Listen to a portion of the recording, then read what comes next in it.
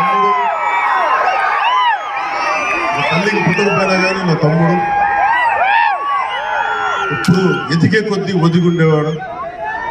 అతనికి మరింత విజయం కలగాలని, అద్భుత విజయాలు కలగాలని మనస్ఫూర్తిగా ఒక బాబాయ్ గారు ఎప్పుడు చూడండి చెప్పులు లేకుండా ఉండండి.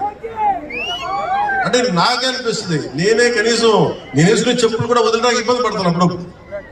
అలాంటిది రామ్ చరణ్ చెప్పులు లేకుండా మామూలు హీరో కాదు, హాలీవుడ్ దాకా వెళ్ళాడు, ఆస్కార్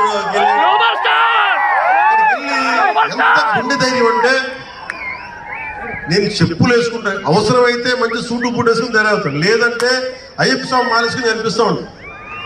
అంటే వ్యక్తిత్వంలో ఎంత బలం ఉండాలి ఆ వ్యక్తికి.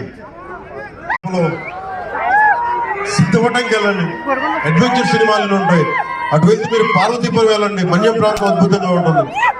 మీరు లొకేషన్స్ ని ఎక్స్ప్లాయిట్ చేయండి. ఇక్కడ అందరికీ మేము సౌకర్యాలు కల్పిస్తాం. మా దుర్గేష్ గారికి కూడా చెప్తా ఉన్నాం, మనకి కూర్చొని ఇక్కడ టూరిజం డెవలప్ చేయాలి. అందుకని మీకు తెలుగు చిత్ర పరిశ్రమకి ఆంధ్రప్రదేశ్ ప్రభుత్వం అండగా ఉంటుందని తెలియజేస్తుంది.